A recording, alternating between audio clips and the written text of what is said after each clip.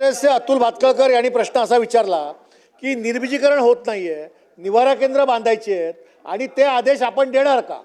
आज तुम्ही या सभागृहातून आदेश दिले पाहिजे.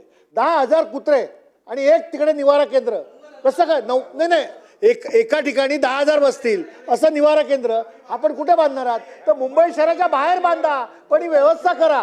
केवळ आपण या ठिकाणी या इकडे उत्तर देऊन समाधान करू शकणार नाही.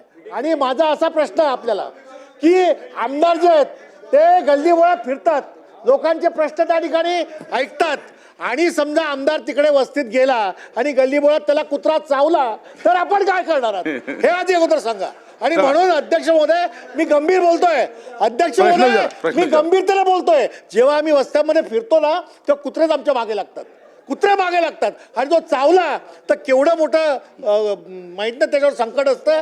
आणि म्हणून हा मजेचा विषय नाहीये. अध्यक्ष महोदय अत्यंत गंभीरपणे बोलतोय. रात्री अपरात्री लोक बाहेर पडू शकत नाही, महिला चालू शकत नाही, अंगावरती येतात. बरं, अॅनिमल प्रोटेक्टर देखील याच्यावर नेमकं सरकार काय करणार आहे हे आम्हाला सांगा. चला, अध्यक्ष महाराज, ही कुत्री वाढण्याचं कारण काय याच्यावर विचार करा. आणि कुत्री जास्त कुठं असतात?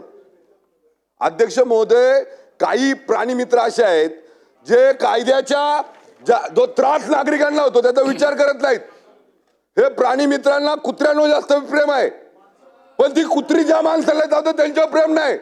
आणि जे प्राणी मित्र आहेत त्यांच्या घरी एक पण कुत्रा नाही.